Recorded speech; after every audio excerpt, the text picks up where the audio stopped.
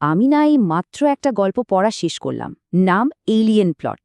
আর মানে কি বলবো, মাথা ঘুরিয়ে দেওয়ার মতো। এটা নিয়ে কথা না বলে আমি থাকতেই পারছি না। এমন একটা গল্প যা আপনাকে ভাবনার এক অন্য জগতে নিয়ে যাবে। গল্পটা শুরুই হচ্ছে একটা দারুণ প্রশ্ন দিয়ে। আচ্ছা ভাবুন তো একবার, যদি আপনার সবচেয়ে বড় সবচেয়ে প্রিয় কল্পনাটা সত্যি হয়ে যেত, কিন্তু সমস্যা হলো সেটা শুধু আপনিই জানেন আর কেউ বিশ্বাস করে না। এই অদ্ভুত পরিস্থিতি দিয়েই কিন্তু গল্পের শুরু। আচ্ছা, তাহলে আমাদের গল্পের নায়কটাকে? তার নাম সার্জেন্ট ড্যাফ ভ্যান ডাইক। কিন্তু নায়ক শুনে যা ভাবছেন সে কিন্তু মোটেও তেমন কেউ না। মিলিটারিতে কাজ করে ঠিকই, কিন্তু একদম পেছনের সারির একজন, মানে ধরুন একজন সাধারণ কেরানি।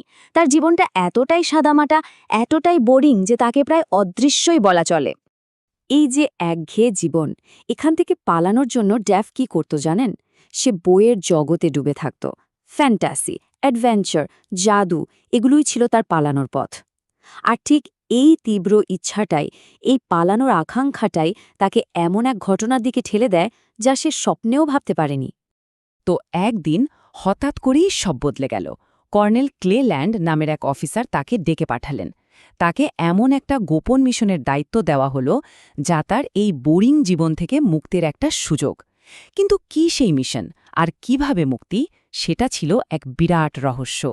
ব্যাপারটা হলো, মিলিটারি একটা অন্য জগৎ খুঁজে পেয়েছে, একদম নতুন দারুণ একটা জায়গা। কিন্তু একটা বড় সমস্যা ছিল, তারা যখনই সেখানে কোনো দল পাঠাচ্ছিল, সেই পুরো দলটা মানে হাওয়ায় মিলিয়ে যাচ্ছিল, গায়েব। কেউ বুঝতে পারছিল না ওই জগতের বাসিন্দাদের কাছে এমন কি অস্ত্র আছে যা দিয়ে তারা এটা করছে। তো এই রহস্য সমাধানের জন্য মিলিটারি যে প্ল্যানটা করল সেটা শুনলে আপনি অবাক হবেন।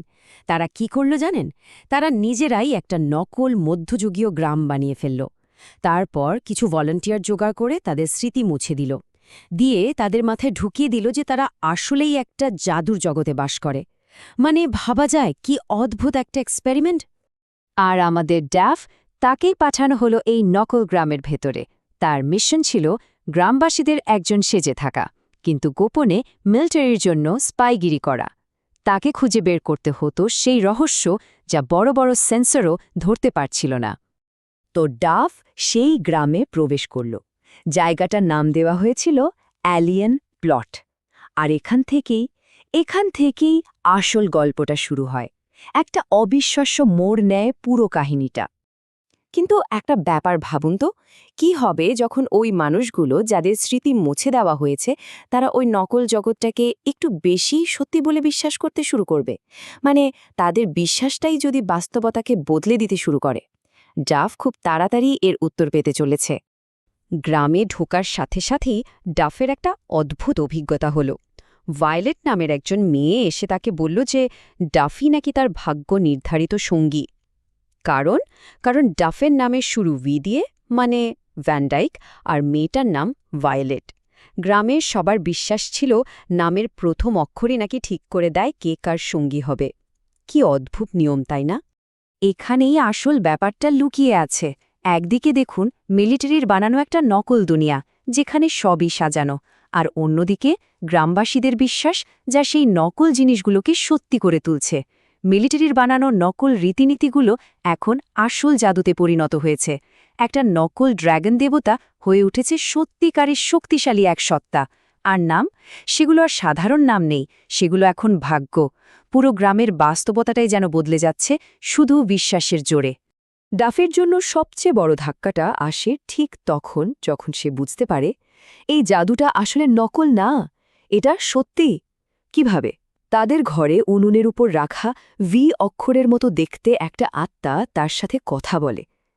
শুধু তাই না, সেই আত্মাটা ডাফের মনের কথাও পড়তে পারে, আর শুরুতেই ধরে ফেলে যে ডাফ আসলে একজন স্পাই। এখন ডাফের সামনে একটা বড় চ্যালেঞ্জ। যদি তাকে এই গ্রামের একজন হিসেবে মেনে নিতে হয়, তাহলে তাকে একটা কঠিন পরীক্ষার মধ্যে দিয়ে যেতে হবে। একটা পরীক্ষা যা তার ভাগ্য ঠিক করে দেবে। কি সেই পরীক্ষা? তাকে মুখোমুখি হতে হবে সেই ড্র্যাগনের। হ্যাঁ, সেই ড্র্যাগন যার সামনে গিয়ে ভায়োলেটের আগের সঙ্গী ভিক্টর মারা গিয়েছিল। মিলিটারি যতই বলুক ড্র্যাগনটা নকল, কিন্তু ভিক্টরের মৃত্যু তো আর মিথ্যে না। মানে বিপদটা 100 ভাগ সত্যি। সেই উনুনের আত্মাটা ড্যাভকে সাবধান করে দেয়, বলে, ড্র্যাগন তোমার মনের ভেতরটা দেখতে পাবে। যদি তুমি পরীক্ষায় ফেল করো, আমি কিন্তু তোমাকে বাঁচাতে পারবো না। মানে এটা কোনো গায়ের জোরের পরীক্ষা না, এটা হলো চরিত্রের পরীক্ষা। তার মন কতটা খাঁটি সেটাই দেখা হবে। এবং তারপর যা ঘটল তা এক কথায় অবিশ্বাস্য। ড্র্যাগনটা আসল, সত্যিকারের এক ড্র্যাগন। সে ডাফের সাহস পরীক্ষা করে, দেখে যে সে বিপদের মুখে একটা শিশুকে বাঁচানোর জন্য নিজের জীবন বাজি রাখতে পারে কি না। আর ডাফ সে পরীক্ষায় পাশ করে, সে শিশুটিকে বাঁচায়, আর সেই মুহূর্তে ড্র্যাগনটাকে তাদেরই একজন হিসাবে মেনে নেয়। ড্যাভ সবেমাত্র তার নতুন জীবনে নতুন পরিচয় নিজেকে খুঁজে পেয়েছে, আর ঠিক তখনই বাইরের দুনিয়া মানে মিলিটারি সবকিছু ভেঙে চুরে তছনছ করে দিতে চলে আসে। মিলিটারি এসে গ্রামে হানা দেয় আর ড্যাভকে ধরে নিয়ে যায়। ড্যাভ যখন তাদের বোঝানোর চেষ্টা করে যে জাদুটা সত্যি, ড্র্যাগনটা সত্যি, তারা তার কোনো কথাই বিশ্বাস করে না। বরং তারা ভাবে ড্যাভ পাগল হয়ে গেছে, তার হ্যালুসিনেশন হচ্ছে, আর তাকে নিয়ে সোজা একটা মানসিক হাসপাতালে সেলে আটকে রাখা হয়। এবার ড্যাফের সামনে জীবনের সবচেয়ে বড় সিদ্ধান্ত। সে কোন পৃথিবীটা বেছে নেবে? সেই সুস্থ পৃথিবী যেখানে সে একজন গুরুত্বহীন অদৃশ্য মানুষ, নাকি সেই পাগল পৃথিবী যেখানে সে একজন নায়ক, যেখানে সে ভালোবাসার সম্মান পেয়েছে? জাফ তার সিদ্ধান্ত নিয়ে ফেলে। সে সেই জাদুকেই বেছে নেয় যেটাকে মিলিটারি অস্বীকার করছে, আর সেই জাদুর সাহায্যেই সে আগুন তৈরি করে, নিজের সেল থেকে পালায় এবং আবার গ্রামবাসীদের কাছে ফিরে যায়।